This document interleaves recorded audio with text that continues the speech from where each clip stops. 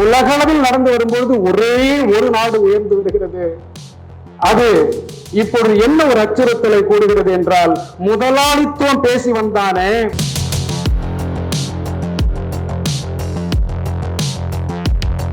85 லட்சம் கோடிகளை நம் பணத்தில் ஒதுக்குகிறது சீனா. இந்தியா எவ்வளவு ஒதுக்குகிறது?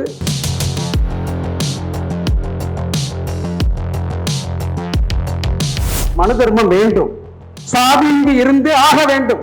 இது அனைவருடைய ஏற்பாடு. அது இவன் கான்சியஸ்னஸ், மெய்யுணர்வை அறிந்து விட்டால் இவன் சாதியை விட்டு விடுவான்.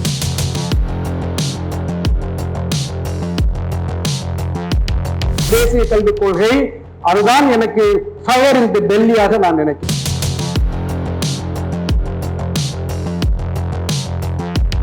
அது காங்கிரஸ் ஆகட்டும், பிஜேபி ஆகட்டும், அந்த கல்வி அமைப்பு அப்படியே வந்து கொண்டே இருக்கிறது. இன்று ஒரு ஹிட்லர் இருக்கிறார், ஒரு முசோலினி இருக்கிறார்.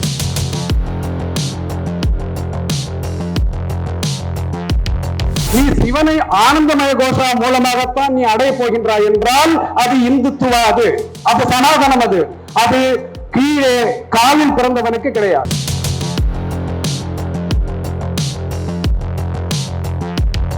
I never believe anyone. I cannot believe central government and state government. இருவருமே துரோகிகளாக எனக்கு தென்படுகிறார்.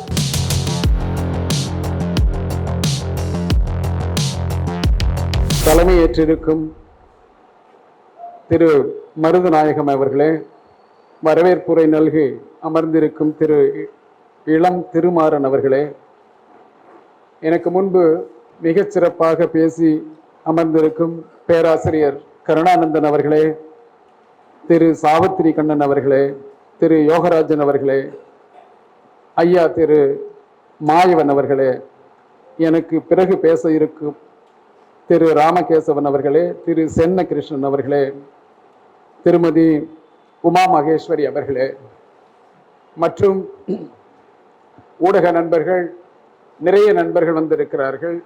நான் அறிந்த நண்பர்கள் நிறையவே இந்த அவையில் அமர்ந்திருக்கிறார்கள். அனைவருக்கும் என்னுடைய வணக்கத்தினை தெரிவித்துக் கொள்கின்றேன். எங்கே இந்த கூட்டத்தில் நான் கலந்து கொள்ள முடியாமல் போய்விடுமோ என்ற ஒரு ஐயத்தில் இருந்தேன். காரணம், கடந்த மாதம் 22ஆம் தேதி தூத்துக்குடியிலிருந்து ஆரம்பித்ததுதான். அங்கிருந்து நாடு முழுக்க சென்று பஞ்சாப் மாநிலத்தில் பல பகுதிகளிலும், மிகப்பெரிய நகரங்கள் அனைத்திலும் பல கூட்டங்களில் பங்கேற்று கல்வி, சமூகம், நாடு சந்திக்கக்கூடிய மிகப்பெரிய அச்சுறுத்தல்கள், சமூக பிரச்சனைகள், இவை அனைத்தையும் பேசிக்கொண்டு மீண்டும் திரும்ப தமிழ்நாட்டிற்கு வந்து இங்கே தஞ்சை, நாகை மாவட்டம், மயிலாடுதுறை மாவட்டம், திருவாரூர் மாவட்டம் கூட்டங்களை முடித்துக்கொண்டு நேற்று இரவு நான் புறப்பட்டு வந்திருக்க வேண்டும் ரயில் புகைவண்டியிலே. ஆனால் எனக்கு கூட்டம் 10:30 மணி நேரம், இரவு 10:30 மணிக்கு முடிந்ததனால் அதை மிஸ் பண்ணிவிட்டேன்.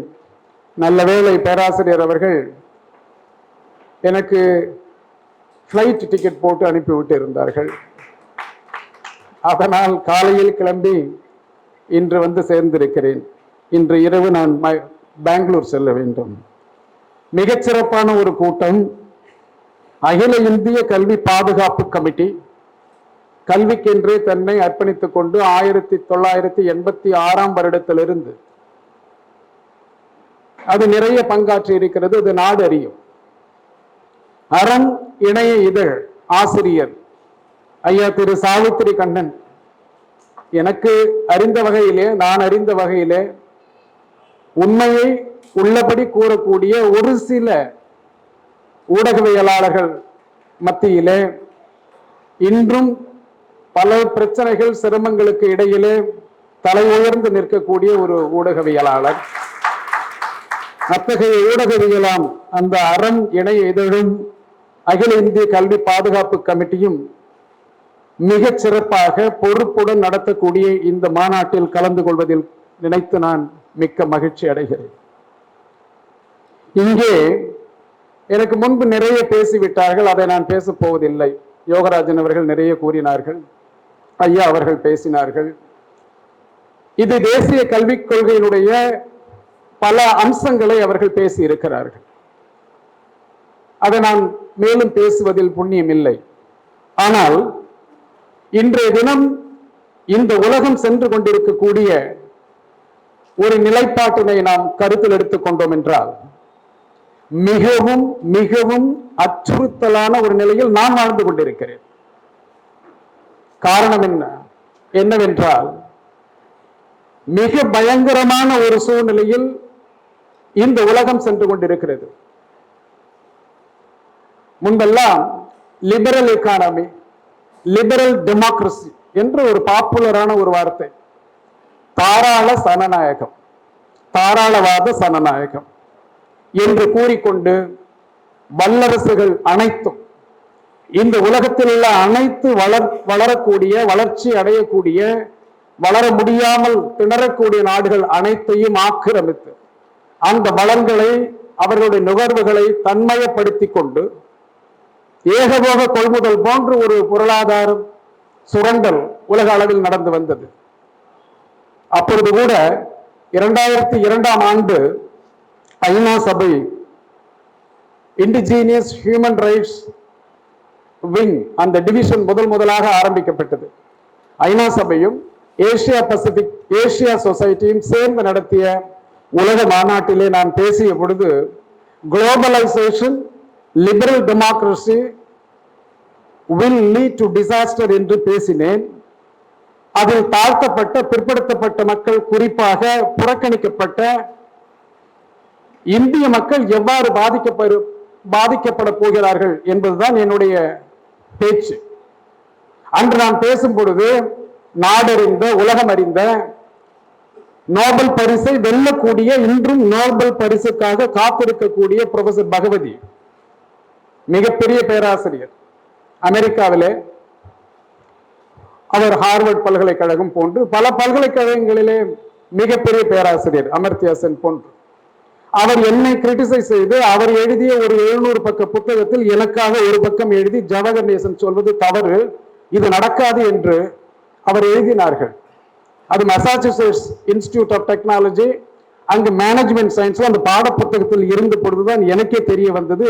அங்கு ஒரு மாணவன் எனக்கு போன் பண்ணி கேட்டான், அங்கு ஒரு வெள்ளைக்கார மாணவன், ஐயா 2002ஆம் ஆண்டு, ஐயா இது போன்று ஒரு மிகப்பெரிய பொருளாதார வல்லுநர் உங்களை எதிர்த்து இப்படி பேசியிருக்கிறார், ஆனால் இந்தியாவில் இருக்கின்ற தாழ்த்தப்பட்ட, புறக்கணிக்கப்பட்ட, பிற்படுத்தப்பட்ட மக்கள், பெரும்பான்மை மக்கள் இது இந்த குளோபலைசேஷன் எதிரானது என்று நீங்கள் பேசியிருக்கிறீர்களே, எங்களுக்கு நிறைய கூறுங்கள் என்று கூறும் பொழுது நான் நிறைய கருத்தியல்களை அவர்களுக்கு பகிர்ந்து கொண்டேன், மாணவர்களுக்கு. அப்பொழுது நான் பேசியது, நான் பொருளாதார நிபுணர் கிடையாது, இது எனக்கு வலி, ஃபயர் இன் தி பெல்லி அப்படி என்று ஆங்கிலத்தில் கூறுவார்கள். இந்த வயிற்றில் நெருப்பு, அந்த நெருப்பு இன்றும் என்னை வாட்டி வதைக்கிறதாகத்தான் நான் உணர்கிறேன். காரணம், நம் கண்மண் எதிரே ஒரு மாபெரும் சமூகம், பெரும்பான்மை சமூகம் இந்தியாவில் மட்டுமல்ல உலக அளவில் பாதிப்புக்குள்ளாகி வருகிறது. எந்த நாட்டுக்கு சென்றாலும் இந்த ஏற்றத்தாழ்வுகள் இருக்கிறது. இங்கே சாதிய அடிப்படையில் இருக்கிறது, அங்கே வர்க்க அடிப்படையில் இருக்கிறது, இன்னும் பல வடிவங்களில் அது பெரும்பான்மை மக்களை அழித்து ஒழித்து வருகிறது. இத்தகைய சூழலிலே அப்பொழுது நான் பேசியது இப்பொழுது உண்மையாகி வருகிறது, தெரிந்தோ தெரியாமலோ. லிபரல் டெமோக்ரசியை பேசியது யார்? அதற்கு தலைவன் யார்? அமெரிக்கா, ஐரோப்பா, இந்த வல்லரசுகள் என்று கூறிக்கொள்ளக்கூடிய நாடுகள். என்னவென்றால் தாராளமய போக்கு, தாராளமய பொருளாதாரம், முதலாளித்துவம், கேபிட்டலிசம், இதுதான் டெமோக்ரசி, ஜனநாயகத்தினுடைய தன்மைகள் என்று கூக்குரலிட்டு இத்தனை ஆண்டு காலம், மார்க்சுக்கு பின்பு சுமார் 100 சொச்ச ஆண்டு காலங்கள் இவர்கள் என்னவெல்லாம் செய்தார்கள். இன்று அமெரிக்கா என்ன செய்கிறது, சீனா என்ன செய்கிறது, வல்லரசுகள் என்ன செய்கிறது என்றால் நோ மோர் லிபரல் டெமோக்ரசி. என் நாடு தனி, உன் நாடு தனி, என்னுடைய வர்த்தகம் தனி, உன்னுடைய வர்த்தகம் தனி, நீ என் நாட்டிற்குள் வரக்கூடாது. எல்லாம் செனோபோபியா. செனோபோபியா செனோபோபியானா என்னன்னா தெரியாதவர்களுக்கு சொல்லுகின்றேன். அதாவது ஒருவனை மற்றவனை பார்த்தால் இவன் நம்மை சாராதவன் என்று நினைத்தால் அவன் மீது வெறுப்பு கொள்வது, அவனை புறக்கணிப்பது, அவனை அந்நியப்படுத்துவது, அவனை அடிமைப்படுத்துவது. இந்த xenophobia என்பது இந்த 21ஆம் நூற்றாண்டின் மிக மிக மிக பெரிய ஒரு ஆபத்து. இன்று அமெரிக்கா மெக்சிகோவுடன் ஒத்து போகாது, பக்கத்து நாடு. அங்கே கனடாவை நான் தனவாக்கி கொள்ளப் போகின்றேன் என்று கூறுகிறார். என்னுடைய வர்த்தகம், என்னுடைய வருமானம் எனக்கானது என்று அமெரிக்கா கூற தொடங்கி இருக்கிறது. இதை அனைத்து நாடுகளும் இன்று செய்து வருகிறது. பிரான்ஸ், ஜெர்மனி, இது போன்ற அனைத்து நாடுகள். ஆக ஒரு இன்வர்ட் லுக்கிங், அதாவது அவுட்வர்ட் லுக்கிங், லிபரல் டெமோக்ரசி என்ற ஒரு போர்வையில் அவுட்வர்ட் லுக்கிங், அதில் இருந்த ஒரு வெளிப்புற தன்மை கொண்டு அனைவரையும் உள்ளடக்கியதாக இருக்க போகிறது என்று கூறியது இன்று இல்லை, இது உனக்கானது இல்லை, இது எனக்கானது என்று கூறுகிறது. அனைத்து நாடுகளும், அமெரிக்கா, ஐரோப்பா 3% மேல் அவர்களால் ஜிடிபி பொருளாதார உற்பத்தியை செய்ய முடியவில்லை. இந்தியா ஒரு 6-6.5% வந்து கொண்டிருக்கிறது. சீனா உங்களுக்கு தெரியும், மிகப்பெரிய ஒரு பொருளாதார வல்லரசு. ஆனால் மிகப்பெரிய பொருளாதார வல்லரசுகள், எல்லா வல்லரசுகளும் வீழ்ந்து வருகிறது. பஞ்சம் தலைதோக்கி ஆடுகிறது. வேலையின்மை, வேலையில்லா திண்டாட்டம் உலகளவில் இருந்து வருகிறது. உற்பத்தியின் மதிப்பு மேலும் மேலும் மதிப்பற்ற நிலைக்கு தள்ளப்படுகிறது.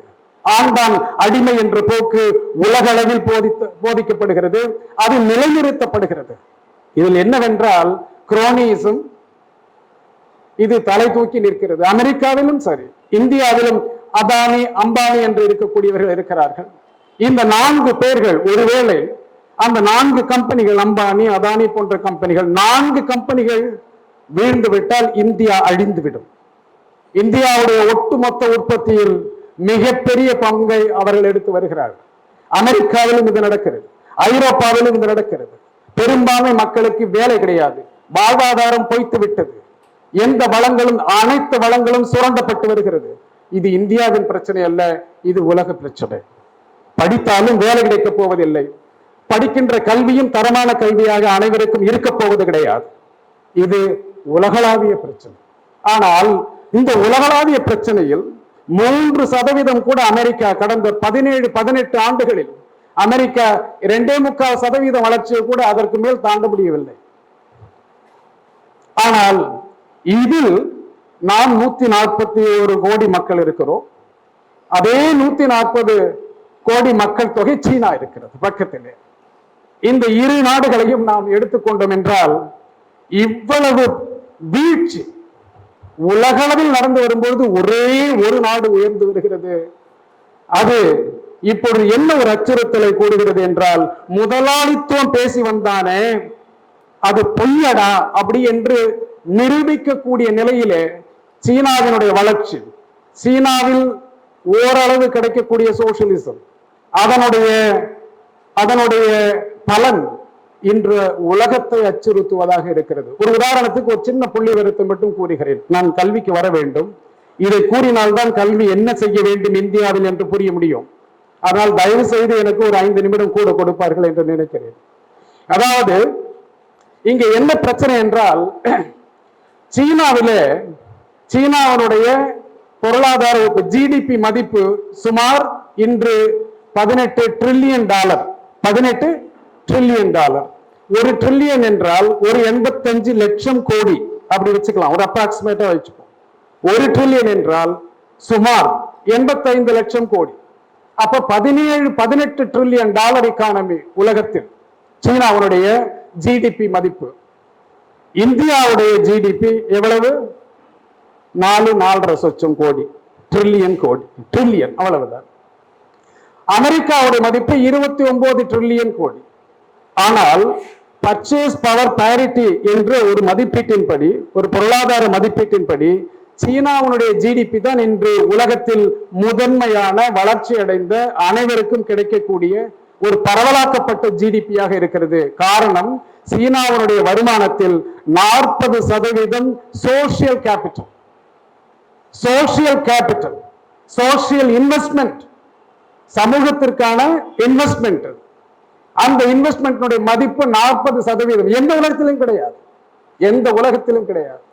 உலகத்தினுடைய ஒட்டுமொத்த உற்பத்தி, உலகத்தினுடைய ஒட்டுமொத்த 194 நாடுகள் இருக்கிறது.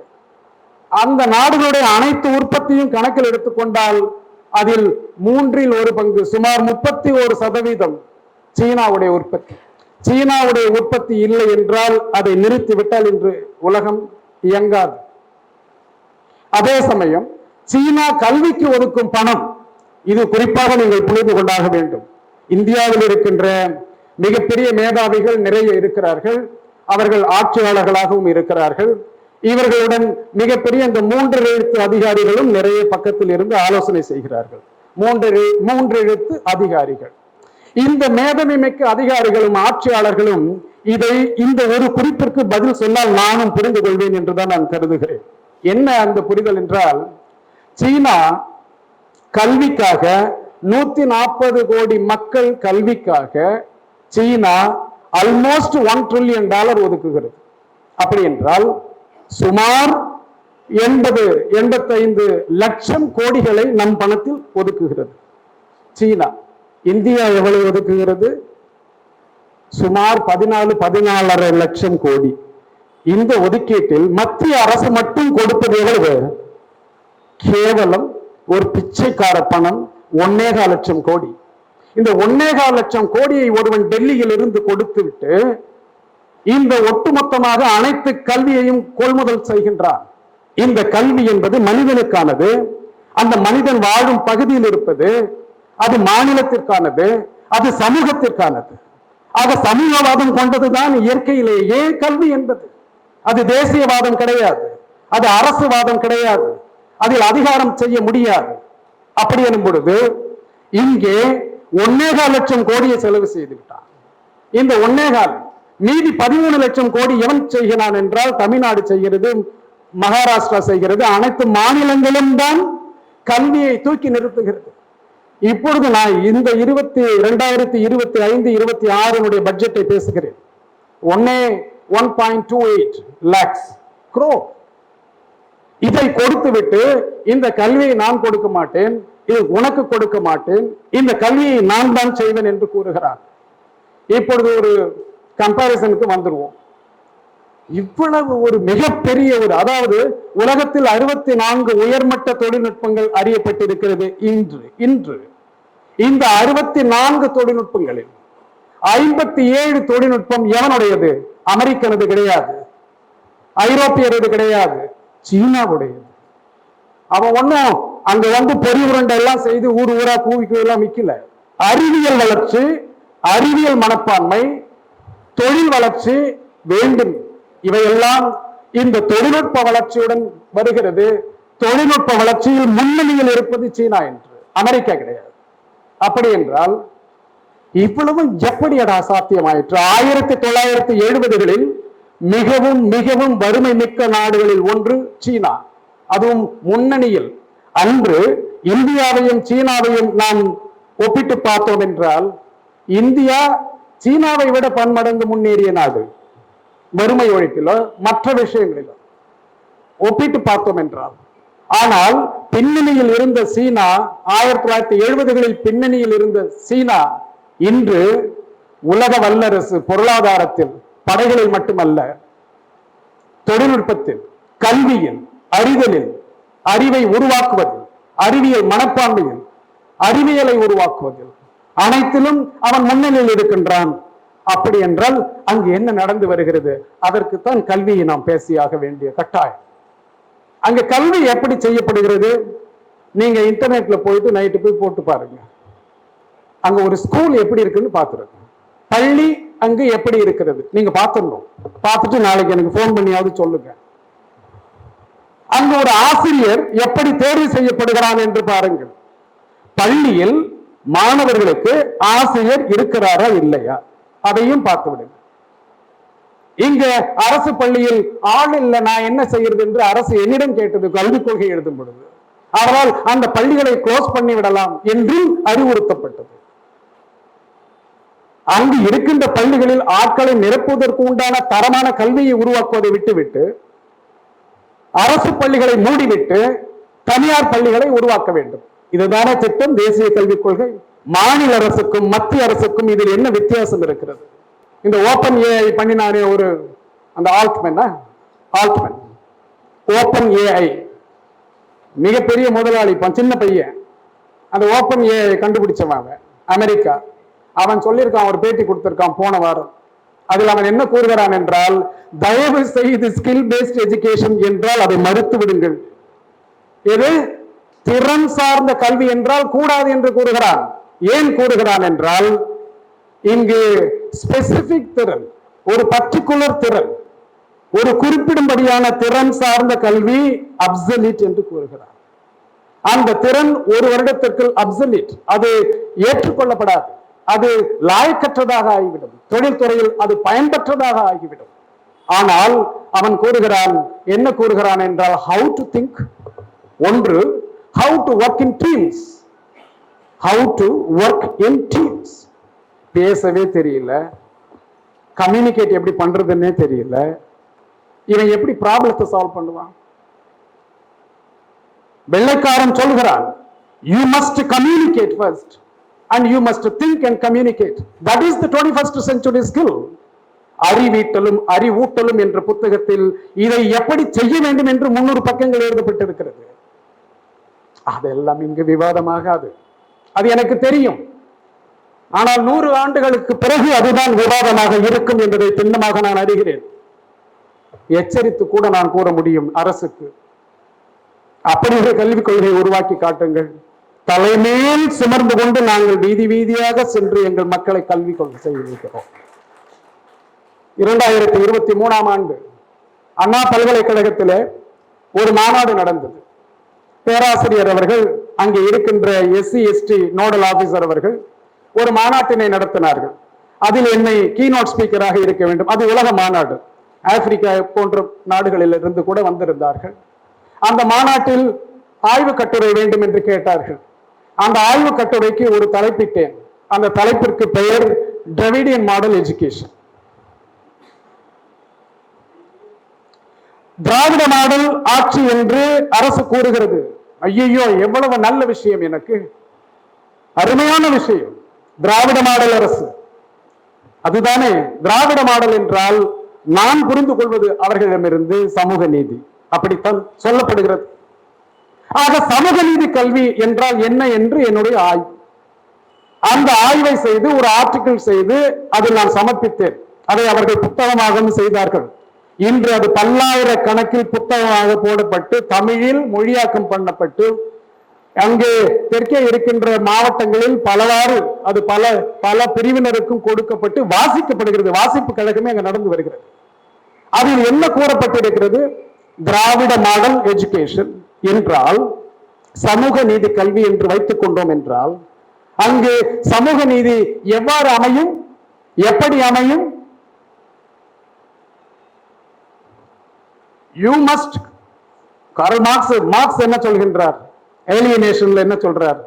if your consciousness is alienated, you will not get the value for your labor. இதுதானே கார்ல் மார்க்ஸ் கூறியது.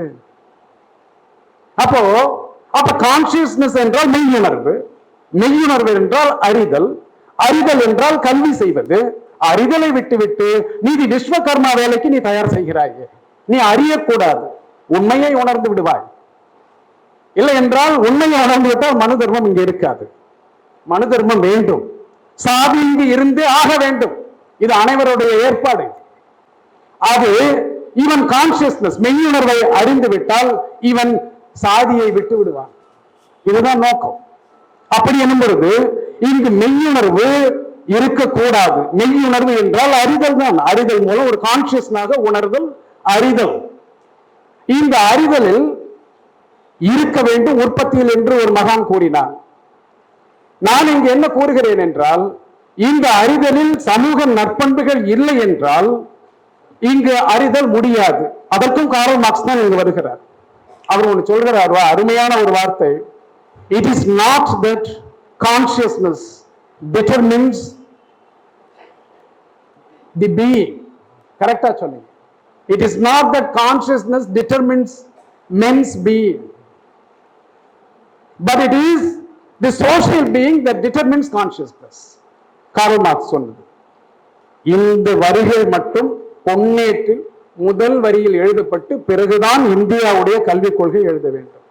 இதை அடிப்படையாக வைத்துதான் எழுத வேண்டும். நீ ஒரு சமூக பீயிங், ஒரு சமூக மனிதனாக, ஒரு சமூக உயிரினமாக நீ இருந்தால் மட்டும்தான் நீ அறிய முடியும் என்பதுதான் காரல் மார்க்ஸினுடைய தத்துவம். அதுதான் உண்மை. ஹெகல் அதை கூறினார், இமானுவேல் காண்ட் அதை பேசினார்.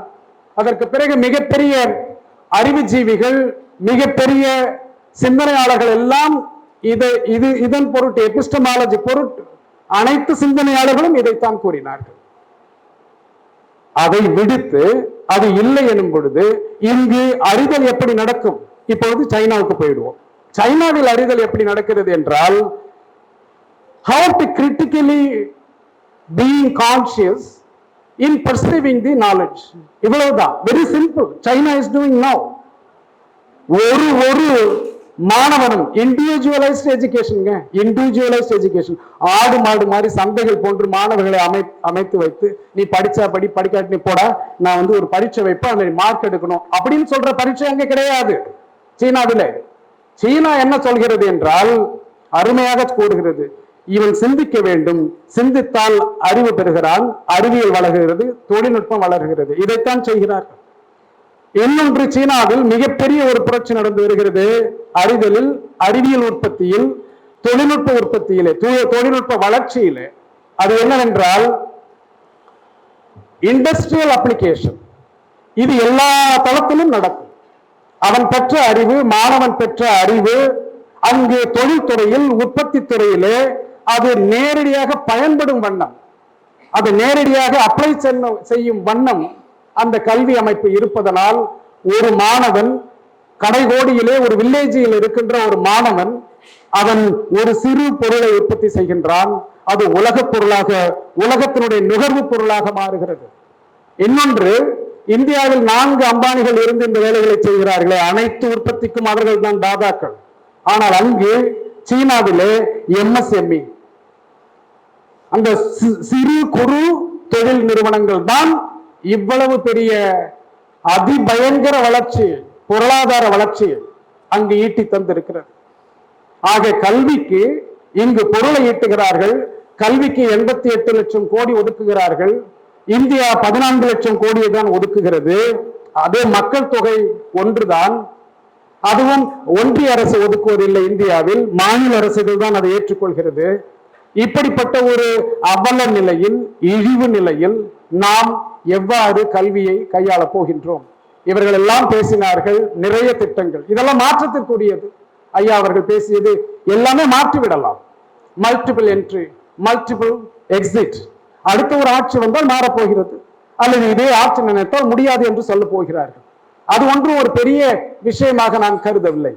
அதே போன்று ஏபிசி கொண்டு வருகிறார்கள். ஏபிசி என்ன? Academic bank of credit. அது என்ன கூறுகிறது? தனியார் மயம், அவ்வளவுதான். இன்னொரு ஆட்சி வந்தால் அது மாற்றிவிடலாம், மாறும். ஆனால் மாறாதது என்று ஒன்று இருக்கிறது, அதுதான் சனாதனம். சனாதனத்தின் தத்துவமே மாறாததுதான். அந்த மாறாததை கொண்டு கல்வி இருக்க வேண்டும் என்று சொல்வதுதான் தேசிய கல்விக் கொள்கை. அதுதான் எனக்கு ஃபயர் இன் தி பெல்லியாக நான் நினைக்கின்றேன். என் வயிற்றில் நெருப்பு இருக்கிறது என்று கூறுகிறேனே, அந்த நெருப்பு இந்த சனாதனம் தான் கல்வியாக நிரந்தரமாக இருக்கிறது என்பதுதான். ஒரு 17 ஆண்டுகள், ஒரு மாணவன் 12ஆம் முடிக்கும் போது 17 ஆண்டுகள், 17 ஆண்டுகள் ஒரு மாணவன் இந்த கல்வியில் வந்து விட்டான் என்றால் என்னுடைய பிள்ளை சனாதனமாகி விடுவார். நான் மறுக்கிறேன். என் பிள்ளை என்னை கேட்க மாட்டான், என் பிள்ளை என்னை கேட்க மாட்டான், என் பேரன் என்னை கேட்க மாட்டான், எனக்கு பேரன் இருந்தால். ஆக இப்படிப்பட்ட ஒரு புதிய சமூகத்தை உருவாக்கி வருகிறார். இதை இங்கு பேசுவதற்கு ஏன் அஞ்சுகிறோம்? இந்த உணர்வுகள் தான் எனக்கு பயம் இருக்கு. ஏனென்றால் இந்த பாதையில் சென்று விட்டோம் என்றால், ஒரு உதாரணத்துக்கு ஐயா சொன்னாங்க, 600 பக்கம் போட்டிருக்கான். ஏன் 600 பக்கம் போட்டிருக்கான்னு ஐயா யோகராஜன் சொன்னாங்க. அந்த 600 பக்கம் முழுக்க நீங்க படிச்சு பார்த்தீங்கன்னா அப்படியே கொஞ்சம் கனவுல நீங்க ராதாகிருஷ்ணனை கொஞ்சம் பார்த்துக்கலாம். ராதாகிருஷ்ணனை கொஞ்சம் கனவுல பார்த்துடலாம். அந்த 600 பக்கத்தை படிச்சீங்கன்னா அதுக்கு அடுத்தது கோத்தாரியும் பார்த்துடலாம். இந்த கோத்தாரியை நம்ம ஆட்கள் தூக்கிட்டு ஆடுறது இருக்கு பார்த்தீங்களா, ரொம்ப ரொம்ப பயங்கரம். அவர் என்ன பண்ணிட்டாராம், அந்த அருகமை பள்ளின்னு ஒன்று சொல்லிட்டார். அதை பூட்டிட்டு அவர் வந்து கல்வியினுடைய புத்தர் மாதிரியே தூக்கிட்டு நம்ம பேசிட்டோம், 60 வருஷம் பேசிட்டோம். இன்னொன்னு என்ன சொல்லிட்டாரு, நல்ல விஷயம், அருகமை பள்ளி நல்ல விஷயம். அந்த 10+2+3 சிஸ்டம் கொண்டு வந்தது அவர் தான். These are all very good things, proven. அதுல நம்ம மாற்று கருத்து இல்லை. வரிக்கு வரி மும்மொழி வேணும், இந்தி இருக்கணும், நேஷனலைஸ்ட் எஜுகேஷனா இருக்கணும், மத்தியப்படுத்தப்பட்ட கல்வியா இருக்கணும், அந்த அதிகாரம் மத்திய அரசுக்கு இருக்கணும்னு சொன்னது ஓங்கி முதலாக ஒழித்தது கோத்தாரி தான். ஏன் பேசல? நம்ம 60 ஆண்டுகளுக்கு முன்பு பேசி இருக்கணும், பேசல. அவரை ரொம்ப தூக்கி வச்சு கொண்டாடிட்டோம். ஆக ராதாகிருஷ்ணன் தொடங்கி இப்ப இருக்கின்ற தேசிய கல்விக் கொள்கை 2020 வரை அழகா கொண்டு வந்திருக்காங்க, வார்த்தை எடுத்து இருக்கிறார்கள். கொஞ்சம் கொஞ்சமாக இது 75 ஆண்டு கடின உழைப்பு. அந்த எதிரிகளை நான் பாராட்டுகிறேன். எவ்வளவு எங்கும் தடம் புரளாது, அது காங்கிரஸ் ஆகட்டும் பிஜேபி ஆகட்டும், தடம் புரளாது அந்த கல்வி அமைப்பு அப்படியே வந்து கொண்டே இருக்கிறது. இன்று ஒரு ஹிட்லர் இருக்கிறார், ஒரு முசோலினி இருக்கிறார், அவர் வலுவாக செய்கிறார். கொண்ட கொள்கைக்கு சரியாக இருப்பவனை நான் பாராட்டித்தான் ஆக வேண்டும். ஆனால் கொள்கை ஒன்றை பேசிவிட்டு அதற்கு துரோகம் செய்கிறவனை என்ன செய்வது? இதுதான் கேள்வி. கொள்கையை பேசுவது, உள்ளே பேசுவது, வெளியில் ஒன்று பேசுவது, அதற்கு நாம் தீர்வு கண்டாக வேண்டும். ஐயா அவர்கள் கூறினார்கள், ஒன்று திரள வேண்டும். ஆம், அந்த 2020 தேசிய கல்விக் கொள்கையில ஒரு சிறு குறிப்பை மட்டும் நான் கூறி விடுகிறேன். பஞ்ச கோஷான்னு ஒண்ணு இருக்கு. குழந்தை வளர்ப்பு, 3 வயசு குழந்தை பிறந்தவுடன் நீங்க என்ன பண்ணிடணும், அரசு கிட்ட கொடுத்துடணும், கல்வித்துறையிட்ட கொடுத்துடணும். அந்த 3 வயது குழந்தையினுடைய தாயையும் சேர்த்து கல்விக்கு கொடுத்தோம். அந்த தாய்க்கும் குழந்தைக்கும் சேர்த்து அவர்கள் பாடம் எடுப்பார்கள். எப்படி பாடம் எடுப்பார்கள்? பஞ்ச கோஷத்தின் வழியாக குழந்தை வளர்த்தெடுப்பார்கள். நம் கல்வி வளர்க்க போகிறது. அந்த பஞ்ச கோஷம்னா என்னவென்றால் அது ஒண்ணு தீண்டத்தகாத சொல் அல்ல, அதில் நல்ல விஷயங்கள் இருக்கிறது. ஆனால் அது இன்றைய காலத்திற்கு இருக்கிறதா என்றால் இல்லை. அந்த பஞ்ச கோஷாவில் 5 இருக்கிறது. அன்னமய கோஷா, பிரணமய கோஷா, மனமய கோஷா, விஞ்ஞானமய கோஷா. இது 4 ஏத்துக்கிறேன்னா, பாடி, வைட்டாலிட்டி, மைண்ட் எல்லாமே பார்க்கணும், குழந்தை வளரணுங்கிறது நான் ஏத்துக்கிறேன். அந்த ஆனந்தமய கோஷான்னு ஒண்ணு 5வது கொண்டாந்து வைக்கிறீங்களாப்பா, அது யாருடா அப்படின்னு கேட்டால் அது இறைவனுக்கு விமோசனம் அடைகிறது. இறைவனை யாரு நான் அடைய முடியுமா? நான் தான் காலில் பிறந்துட்டேனே, நான் காலில் பிறந்து விட்டவர், எனக்கு இறைவனை அடையவே முடியாது. மத்துவாச்சாரி ரொம்ப தெளிவாக கூறிவிட்டார். ஒரு இழிபிறப்பாளன் ஒருத்தன் கண்டுகிட்டா இருந்துட்டு இருப்பான். அவன் நல்லது செய்தால் கூட அவன் மறுபிறப்பில் இழிபிறப்பாளனாக தான் இருப்பான். வேதாந்தம், துவைத்தம், இதை கூறுவதுதானே இந்த பஞ்ச கோஷா என்பது. நீ ஆனந்தமய கோஷா, பிளிஸ். பிளிஸ்னா என்ன? இந்த தலப்பா கட்டிட்டு ஒருத்தன் பேசிக்கிட்டே இருப்பான் பாருங்க, ஊரா 2-3 பசங்க, இந்த ஊர் ஃபுல்லா, இந்த காஷ்மீர்ல இருந்து கன்னியாகுமரி வரைக்கும் போவான். இந்த முதல் வரிசையில 10 லட்சம் கொடுத்துட்டு உட்காருவாங்க பாருங்க. இந்த முதல் வரிசையில உட்காந்து 10 லட்சம், கடைசியில உட்காந்து 50,000. அவன் பேசுவான். என்ன ஆனந்தமயம்டா, என்ன ஆனந்தம், இறைவனை நினைத்து பிளிஸ். அதுதான் அறிவு. பிரம்மசூத்திரம் அதைத்தானே கூறுகிறது. பிரம்மசூத்திரம் என்ன கூறுகிறது? ஆனந்தமயம் தான் நோக்கம் என்று கூறுகிறது. ஆனந்தமயம் என்றால் என்னவென்றால் இறைவனை அறிவதுதான் அறிதல். அதுதான் ஆனந்தமய கோஷா. நம்ம பிள்ளைங்களெல்லாம் கொண்டு போய் உட்கார வச்சுட்டு இறைவனை அறியன்னு சொல்லி விட்டுருவோமா? அறிவியல் அறிய வேண்டாம், தமிழை அறிய வேண்டாம், அனைத்து அறிவியலையும் அறிவையும் அறிய வேண்டாம், ஆனால் பிரம்மனை அறிய வேண்டும். இதுதான் வேதாந்தம், இதுதான் உபனிஷதம். அதற்கு பேர் வச்சுட்டான் சிவன் ஒருத்தன் பேர் வச்சான். அது என்னுடைய இதுன்னு சொல்லிட்டு இருக்காங்க. நம்ம அவங்களுடைய ரெஸ்பெக்ட், நான் அதை அவங்கள நான் எதுவும் குறை சொல்லலை. இன்னொருத்த பேர் வச்சான் விஷ்ணுன்னு வச்சுட்டான். இந்த ராமானுஜர் ஒருத்தர், அவர் ஒரு பேர் வச்சாரு. இன்னும் நம்ம ஆட்கள்லாம் 63 பேர் இருக்காங்க, எல்லாம் நம்ம சகோதரர்கள் தான், நம்ம ரத்தம் தான். இவங்கெல்லாம் சேர்த்து சிவம்னு ஒரு பேர் வச்சுட்டாங்க. இருந்து விட்டு போகட்டும், கும்பிடட்டும், அதை பத்தி பிரச்சனை இல்லை. ஆனா ஆனந்தமய கோஷாவை எடுத்துக்காதீங்கப்பா. நீ சிவனை நினைத்து கும்பிடு, அவர் ஏதாவது பரிசு கொடுத்தா வாங்கிட்டு ப்ரொமோஷன் ஆகுங்க, MBBS சேருங்க, எல்லாமே செஞ்சு கொடுத்துருவாரு அவரு. நீங்க அதுக்கு நீங்க போய்க்குங்க அவர்கிட்ட. ஆனால் நீ சிவனை ஆனந்தமய கோஷா மூலமாகத்தான் நீ அடைய போகின்றாய் என்றால் அது இந்துத்துவா, அது சனாதனம், அது கீழே காலில் பிறந்தவனுக்கு கிடையாது, இடுப்பில் பிறந்தவனுக்கும் கிடையாது, தோளில் பிறந்தவனுக்கும் கிடையாது. இதுதான் இந்தியாவுடைய தேசிய கல்விக் கொள்கை. தேசிய கல்விக் கொள்கை. இதை பஞ்சாபில் நான் ஒரு முறை தான் பேசினேன். ஜலந்தர், லூதியானாவில் பேசிவிட்டு அடுத்து ஜலந்தர், ஒரே ஒரு முறை பேசிவிட்டு உலகமெங்கும் அழைப்பு. சுமார் 12 நாடுகள், ஸ்வீடன், சுவிட்சர்லாந்து, பஞ்சாபியர்கள் என்ன அது இந்த தேசிய கல்விக் கொள்கை வந்து விட்டது என்றால் the Guru Granth Sahib will not have a space. தம்பிங்க தான் இருக்காங்க, இவங்க தான் வீடியோ எடுத்தாங்க. அங்க பஞ்சாப் வந்து வீடியோ எடுத்தாரு, உட்கார்ந்துருக்காரு பாருங்க. தி குரு கிராண்ட் சாஹிப்னா என்ன என்றால் பைபிள் குரான் எதுவும் கிடையாது. குரு கிராண்ட் சாஹிப் என்றால் அந்த சீக்கிய வாழ்வியலின் தத்துவம். அது குருநானக் எழுதினாரு, ரவிதாஸ் எழுதினாரு, பகத்துகள் நிறைய பேர், கபீர்தாஸ் எல்லாருமே எழுதிய அந்த கருத்தியல் தான் அதனுடைய ஒட்டுமொத்த தொகுப்பிற்கு பெயர் தான் குரு கிராண்ட் சாஹிப். அது ஒரு பைபிள் மாதிரி, ஆனா பைபிள் கிடையாது, அது வாழ்வியல். அந்த வாழ்வியல் உனக்கு தேசிய கல்விக் கொள்கை உன் நாட்டில் வந்தால் இருக்காதடா அப்படின்னு சொன்னோன்னா உணர்வு உணர்வு எனக்கு வீடு செஞ்சுட்டு இருக்காங்க, வீடு தயார் பண்ணிட்டு இருக்காங்க. ஏன்னா நான் அடிக்கடி வரணுமா. இந்த சமூக அரசியல் புரட்சி பஞ்சாபில் வெடிக்க வேண்டும், இது எங்களால் ஏற்றுக்கொள்ள முடியாதுன்னு துள்ளி ஊர் ஊரா தெரிஞ்சுக்கிட்டு இருக்கேன். நான் எவ்வளவு மூஞ்சலும் பாத்தீங்க தானே, சாப்பிடுறது இல்லை, இரவு 15,000 கிலோமீட்டர் இந்த 23 நாள்ல. இங்க ஒரு குரலும் வர மாட்டேங்குது. எல்லாம் எங்க பார்த்தா மல்டிபிள் எக்ஸிட் மல்டிபிள் என்ட்ரியோட நின்னுறாங்க. அடிமடியில கைத இருப்பு. கார்ல் மார்க்ஸ் கரெக்டா சொல்லி இருக்கிறார்ல, இருப்பு, மனிதனுடைய இருப்புக்கு social being is a must. if you are not a social being, you are not a human. முதல்ல மனிதனா இருப்போம். அந்த மனிதனாக மாற்றக்கூடியதாகத்தான் கல்வி இருக்க வேண்டும். அவன்தான் அறிவாளி, அறிவு படைப்பான், அறிவியல் படைப்பான். அதுதான் சோசியல் பெடகாஜி என்று ஜவஹர்நேசன் கூறுகிறேன், ஆணித்தரமாக நிரூபித்திருக்கிறேன். அது வர வேண்டும், அது வர வேண்டும், கல்வியில் வர வேண்டும். ஏனென்றால் if you lack social virtues and scientific virtues, you cannot produce knowledge. ஏன் பேச மறுக்கிறோம்? ஏனென்றால் சாதி அழிந்துவிடும். இது செய்தால் சாதி அழியும், இது செய்தால் அழியும். சமத்துவம் என்று உணர்த்தும் சோசியல் பெடகாஜி, அது சனநாயகத்தை உணர்த்தும். Equality, democracy, communicated experience, tolerance, cooperative mutualism, associated living.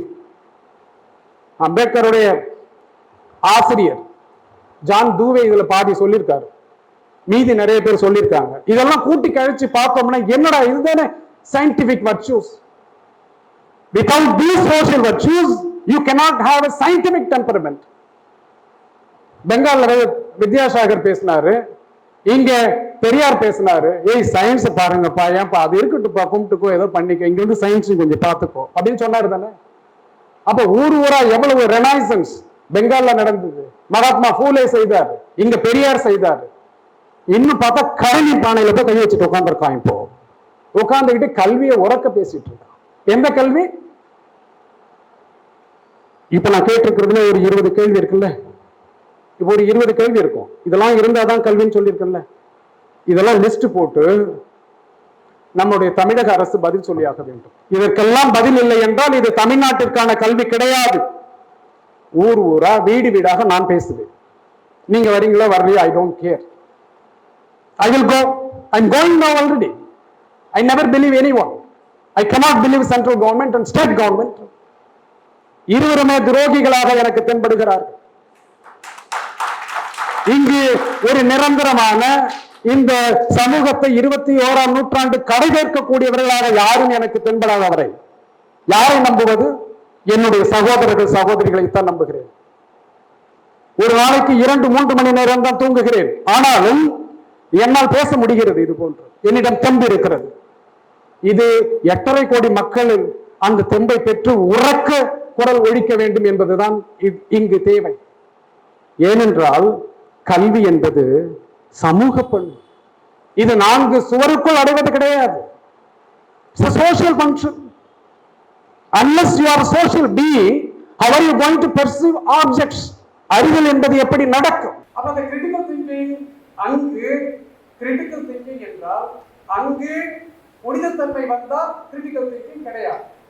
அப்படி எனும் பொழுது அங்கு கிரிட்டிக்கல் திங்கிங் வேண்டும் என்றால் விமர்சன கூற வாய்ப்பும் அதற்குண்டான சமூக நட்பண்புகளும் இருக்க வேண்டும். அப்படி இருந்தால்தான் கிரிட்டிக்கல் திங்கிங் வரும். இதையெல்லாம் நாம் பரிசீலனை செய்ய வேண்டும். அது தர்ஷன சாஸ்திரத்தின் மூலம் முடியாது. ஹெகலை படிக்க முடியும். டைரக்டிக்கலா போகும். இயங்கியல் தன்மை கொண்டது அறிவு. ஆக இயங்கியலாக ஒரு பொருளை நீங்கள் பாருங்கள், உண்மை தெரியும்.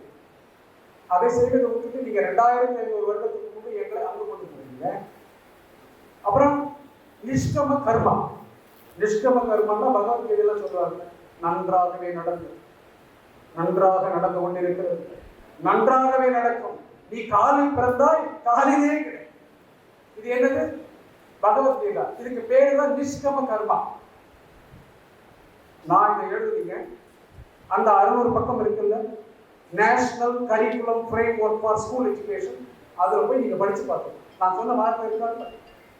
அப்ப இதுதான் விழுமிய கல்வி, வேல்யூ பேஸ்ட் எஜுகேஷன் என்று அவர் கூறுவது நிஷ்கம கர்மாவை கூறுகிறார். உனக்கு இடப்பட்ட கர்மா என்னவோ அதை செய். காலில் பிறந்தவன் காலில் செய், விஸ்வகர்மா வேலையோட நின்றுக்கோ. தோளில் பிறந்தவன் அதை செய். நான் தலையில் பிறந்தவன் ஆட்டி படைப்பேன். இதுதானே அந்த கல்வியை திணிக்கிறான். ஏன் பேச மாட்டேன்? எனக்கு தெரியும், இதே பல 100 மேடைகளில் நான் பேசி வருகிறேன்.